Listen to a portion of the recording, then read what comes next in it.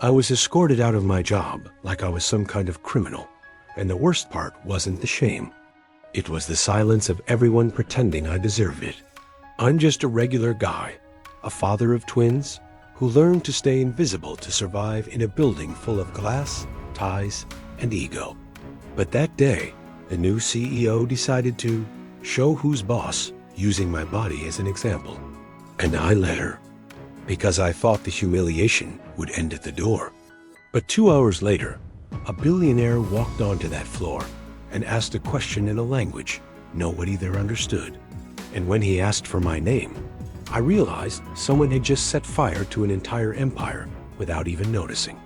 Before I tell you this secret, tell me in the comments, where are you listening from? The power without wisdom. I arrived earlier than usual that day, long before the sun had a chance to heat up the Newark asphalt, with the smell of cheap coffee still clinging to my hand. I was in jeans and a white t-shirt, because I was heading straight to the warehouse later. It was a big visit day, punch lists to check, nervous people running around. But I needed to stop by the executive floor first to grab an envelope and confirm a meeting order.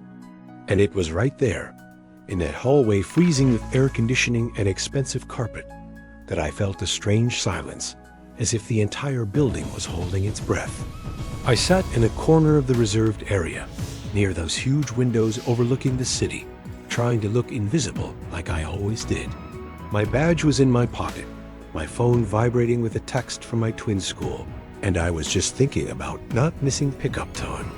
The room smelled of polished wood and expensive perfume, and I felt out of place, but that wasn't new. I'd learned to swallow that feeling.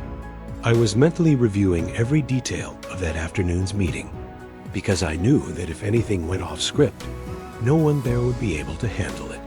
The elevator doors opened, and a woman walked in with heels that seemed to hit the floor like a hammer.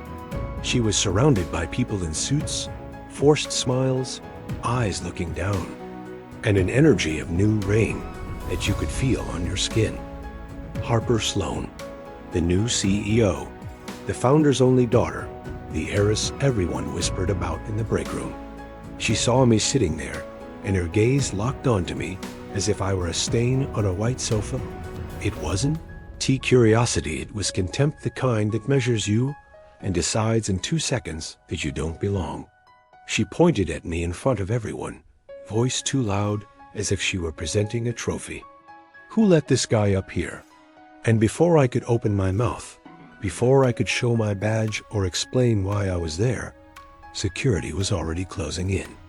I felt the heat rise to my face, my throat close up, and that specific kind of humiliation that makes no noise, but breaks something inside. I stood up slowly, trying to maintain some dignity, and that's when I thought, you have no idea what you just did. Because that very same day, the company's most valuable client was arriving, and I was the only bridge between him and disaster. The fatal mistake, I could have argued. I could have raised my voice, pulled out my badge, called someone by name. I had 10 years in those corridors. I knew every vice and every urgency of that place, but I didn't do any of that. I just let security escort me like I was a stranger, because in that instant, I felt that any movement of mine would turn into a spectacle. And I hate spectacles. The elevator went down with that low hum, the white light hitting my face, and I was chewing on shame with a metallic taste in my mouth, as if I'd bitten down on a coin. On the ground floor, the reception sound seemed louder than normal phones, ringing, heels rushing, people whispering. I heard someone say, her first day, like someone talking about an approaching storm. And that's when my phone vibrated again, a message from the school, reminding me the boys were getting out early for a parent-teacher meeting. My stomach tightened. I thought about my twins, both with the same crooked smile, and how much I needed that job not for luxury, but for stability. But at the same time, I thought about the meeting with the Middle Eastern client and felt a different kind of cold. That cold that doesn't come from the AC, but from a gut feeling. I was the only one in that company who could hold a full conversation in Arabic without stumbling. Not app Arabic, not phrases memorized to impress. I spoke it for real, with respect, with context, with the care of someone who knows every word carries weight. I had built that bridge slowly, like someone building a house with their bare hands, brick by brick. Our biggest client, a sheik named Khalid Al-Mansur, didn't trust pretty presentations. He trusted people who understood his language, and more importantly, his way of seeing the world. And that was why, even without an expensive suit, I was always close by when things mattered. When I walked out of the building and a cold wind hit my face, the smell of the street gasoline, burnt pretzels from a cart, exhaust fumes brought me back to the ground. I stopped on the sidewalk and looked at the glass facade of the company like it was the front of an aquarium. Everyone inside swimming in panic without realizing it yet. I imagined the new CEO trying to smile, trying to look big, and I had a thought that scared me. She doesn't speak his language. She doesn't speak even half of what she needs to hold that contract. And I knew, with a bitter certainty, that I hadn't just been fired. I had been ripped out of the exact place where I prevented chaos. And as I walked to the parking lot, with the sound of my own footsteps echoing, I heard a laugh from inside. That laugh of people who think they've won something. I almost went back. Almost. But my phone vibrated again, and I saw my kid's photo on the screen. So I swallowed dry, got in the car, and started the engine, because I didn't know the size of the explosion yet. But I knew the fuse had already been lit. If you've ever had a boss like this, subscribe to the channel, because the payback I gave was well-deserved. The past of the Invisible Man. I drove without music, just the sound of the engine and that annoying tick-tick of the turn signal from the car ahead, as if the whole world had decided to poke me. The radio was off, but my head was making too much noise for any sound to get in. I could smell my own stress-cold sweat mixed with the coffee ID spilled in the cup holder earlier. And I thought about something simple and cruel. No matter how many giant problems I solved in that company, I was still just the guy in jeans. I always was. I didn't grow up in a pretty suburb, nor did I have anyone explaining to me how the game worked. I was raised by people who worked with their hands, people who woke up too early and came home too late, always tired and always trying to keep their dignity. My escape was never money, it was language. I learned to listen. I fell in love with accents, with how a word changes meaning depending on the look of the person speaking. I studied at home, at night, by the dim light of the kitchen with a crumpled notebook, as if I were digging a tunnel out of a place I didn't want my children to inherit. I clung to Arabic like someone finding a hidden door. First it was curiosity, then it became discipline, then it became survival. I repeated phrases under my breath while washing dishes. I wrote down sounds I didn't even know how to explain properly. I made mistakes and went back, made mistakes and went back. There were days I felt ashamed of my own effort, as if wanting to learn was audacious, but I kept going. And when I finally started working in international trade, I discovered that language wasn't just a tool, it was respect. You don't enter someone's world speaking halfway and thinking that's enough. I never treated it like a trick. In the company, for 10 years, I became the kind of person everyone looks for when things go wrong, but no one invites for the photo. I was the guy who translated the silence, who noticed when a yes was too polite to be true. I knew Sheikh Khalid like one knows a habit. I knew when he was testing, when he was evaluating, when he was about to get up and leave. I had his respect, but I didn't care about status. I just wanted my paycheck on time, peace at home, and the feeling that my sons would look at me one day and think, my dad held on.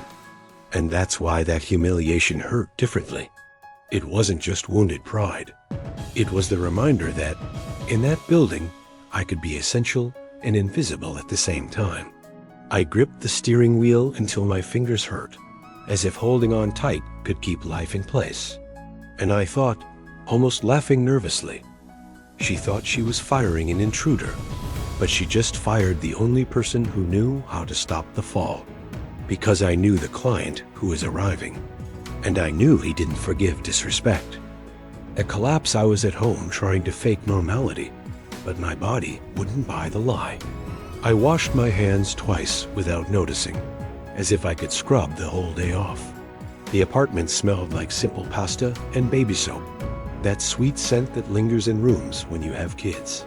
My twins were talking at the same time, each fighting for my attention with an energy only kids have, and I was smiling on autopilot, but my head was still in that elevator, in that cold room, with that voice saying, "Who let this guy up here?" When my phone rang, I felt it before I answered. You know that cold chill that shoots up your back like someone poured ice water on you? That was it. Work number.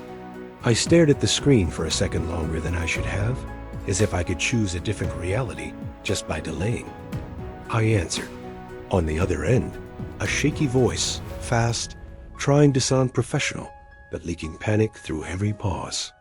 You know he arrived, right? And I didn't even need to ask who he was. I put it on speakerphone, very low, and went to the kitchen, away from the boys, as if the sound of that conversation could contaminate the house. The person on the other end told me in broken sentences. Sheikh Khalid Al-Mansur walked into the building as usual, calm, impeccable, with that heavy silence of someone who doesn't need to prove anything. He was led to the executive floor, and the new CEO received him with a smile that was too big and English full of certainty. But when it came to the critical moment, the moment he asked a question in Arabic, just to measure who was in the room, she froze. And freezing, for people like him, isn't just a failure. It's a lack of respect. Then came the worst part. He asked for me, by my name, and nobody answered at first, because nobody wanted to be the person to say the truth out loud. According to what they told me, the air in the room changed. The sheik stood motionless for a moment, as if listening to a bad joke. When someone finally let out, half-choked, that I had been let go, he stood up slowly, not with explosive anger, but with that cold indignation that cuts deeper than screaming. He said, in Arabic, something that translated would be too ugly for me to repeat here, and walked out of the building, without signing, without negotiating, with a clear promise to end everything. When I hung up, the kitchen seemed smaller. The sound of the fridge, the click of the clock, even my own breathing. Everything seemed too loud. I leaned against the sink and felt my chest tighten in a strange way, because it wasn't joy, it wasn't revenge, it wasn't victory. It was a collapse happening far away. And even so, I felt like it was happening inside here. The contract worth tens of millions of dollars was gone, and with it, the empire's reputation. And I knew that was just the beginning, because now they were going to come looking for me. And given the way they kicked me out, I had no idea what I was going to do when the new queen knocked on my door. The shock of the truth. The next morning, my phone started buzzing like it had a life of its own. It wasn't one call, it was 20, 30. Notifications piling up one on top of the other. Numbers from the office, numbers I didn't even recognize, and even a no-caller ID that I knew was someone trying to look important. I was on the sidewalk at school with my twins, holding their backpacks, and I could feel the cold cutting the tip of my nose. The parking lot smelled of gasoline and sweet cereal, and the other mothers looked at me sideways while I squeezed the phone in my pocket as if it were a grenade. I didn't answer, not because I was playing games, but because I knew exactly how that movie works. When I was useful, I was invisible. When I turned the key to a disaster, I became urgent. The school principal was talking about dismissal times, and I could only hear it over a muffled sound, like I had water in my ears. My chest was tight in a strange way, not from pride, but from exhaustion. Have you ever felt that exhaustion that isn't physical? It's moral? That desire to disappear for 10 minutes and come back as someone else? That was it. When I got home, there were voicemails, 1, 225. Emails with subjects in all caps. We need to talk. Call back urgent. Please. It's serious. There was one that made me laugh without humor. There was a misunderstanding. As if I had slipped and fallen, and not been pointed at like trash in front of everyone. Then came the first message that seemed human. A colleague from finance, a guy who always spoke softly, wrote, "Man." She didn't know. Nobody said anything. Everyone was scared of her. Fear. The words sat on my screen like a stain. And that's how I understood the rest. Harper Sloan had discovered my real name. Not the guy in jeans, but me. She discovered I was the only one who spoke Arabic in the company, that I was Sheikh Khalid's direct contact, that I had held that relationship together for years. She also discovered things I never announced, that I raised 2 boys alone, that I have no father or mother to call for help, that my life is a puzzle put together by force between work and school, with my heart always at the limit. And the ugliest part? That no one defended me in the moment, because the whole room preferred to bow to the new queen than to say a simple sentence, "He belongs here." I leaned my head against the kitchen wall and stared at nothing, listening to the sound of the heater and the light footsteps of my sons in the hallway. Because now I knew she would try to find me. And I knew that when someone like her says, "Please," it's not just regret, it's desperation. The question was, how far down from the pedestal would she climb to fix what she broke? Because I felt, in a way that gave me chills, that this wouldn't end with a phone call. She wasn't going to stop until she knocked on my door. The apology, 3 days passed, and even so, I still woke up with my heart racing, as if I had slept running. The routine with the twins gives no truce. Cereal spilled on the floor, lost sneakers, forgotten coat, that living mess that pulls you back to reality. But I was different. I felt a weight in my stomach that not even strong coffee could wash away. Every time I saw a dark car slowing down on the street, my body went on alert, as if I had done something wrong, and that made me angry, because I knew I hadn't done anything. Late that afternoon, the sky was gray, low, and the air smelled of old rain.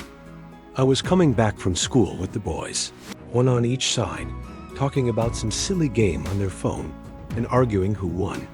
I tried to smile, but my eyes were scanning the street by instinct. The sidewalk was damp, leaves stuck to the cement, and I could hear a bus braking in the distance.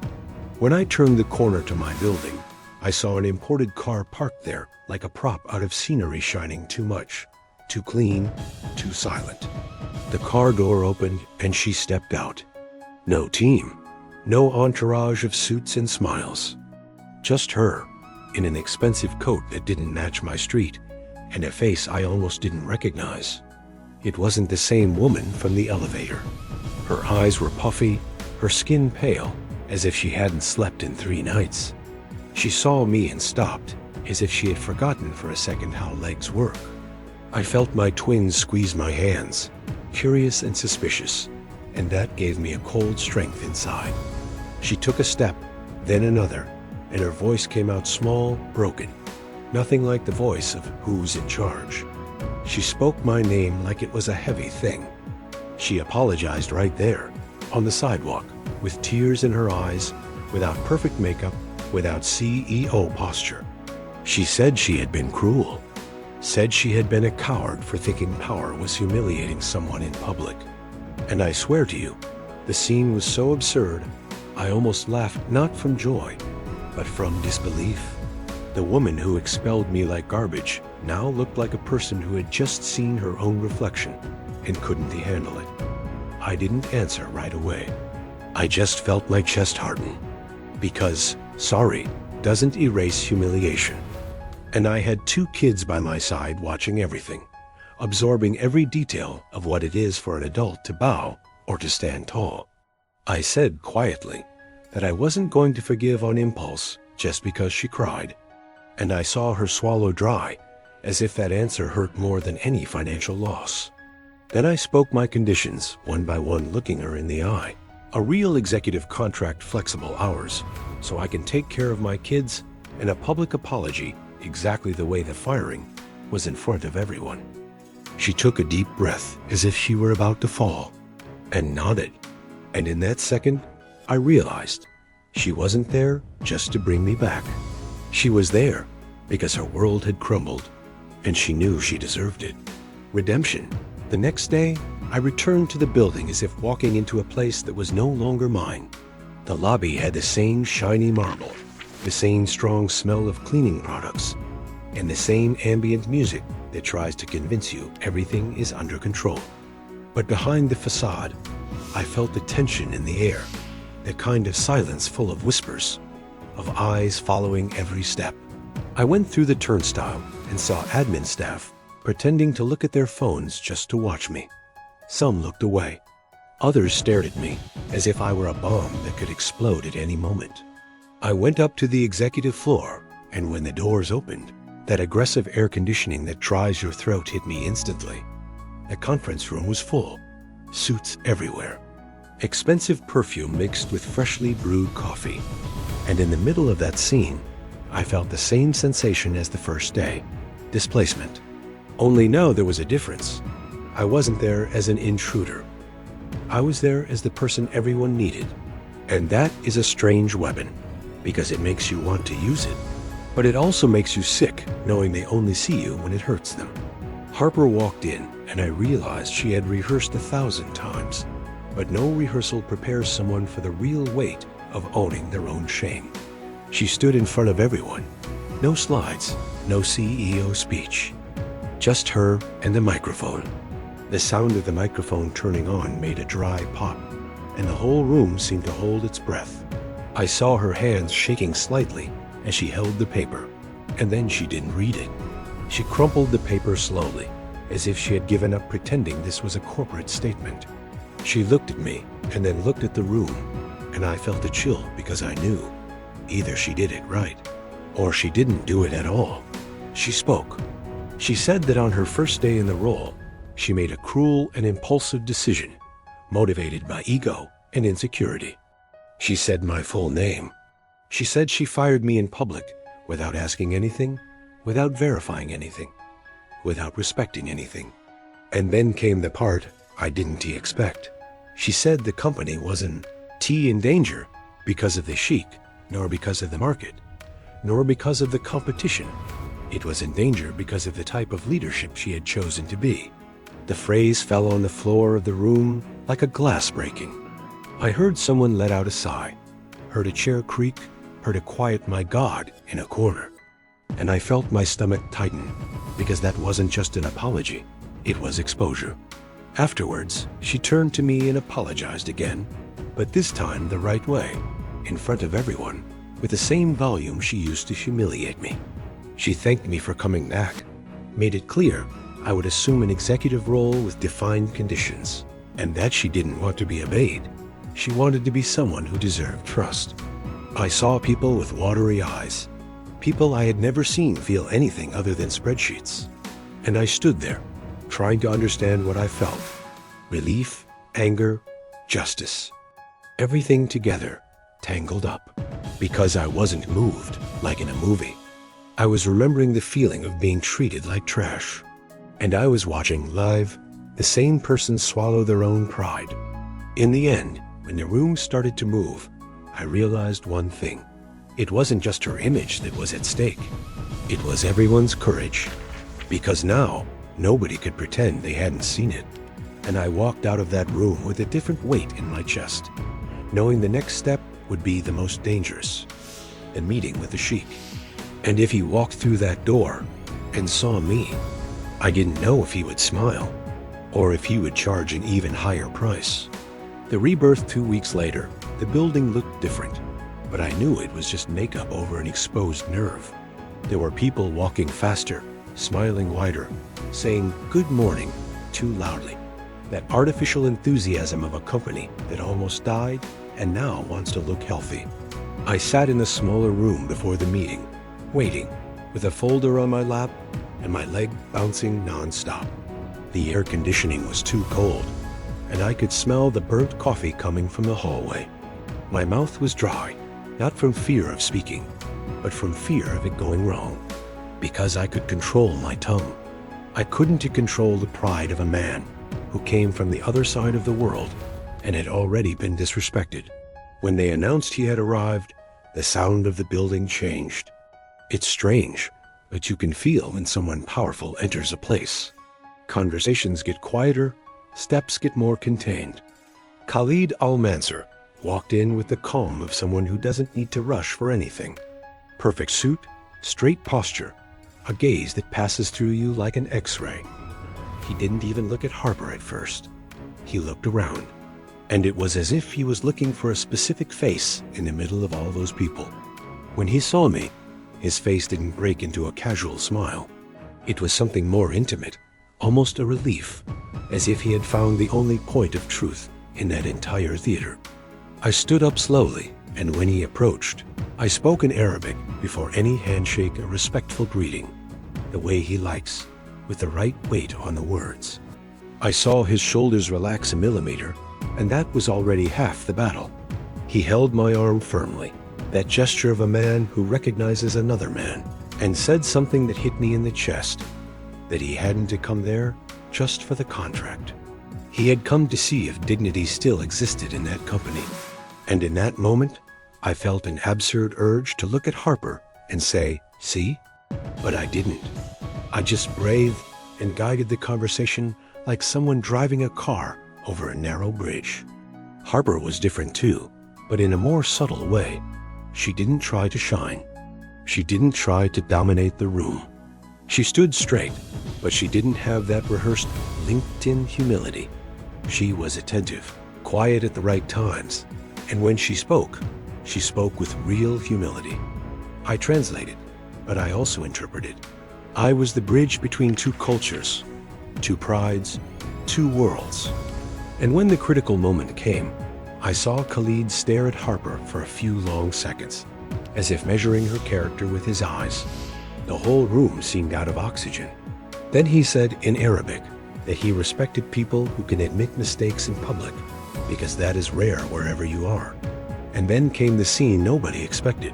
He broke into a real smile and pulled Harper into a short hug, formal, but warm enough to leave everyone in shock. He signed the renewal for 5 years and added a 20% increase, as if saying, "Now, yes." I felt my hands shaking when I closed the folder, not from cheap emotion, but from pure relief, that relief that makes your legs weak.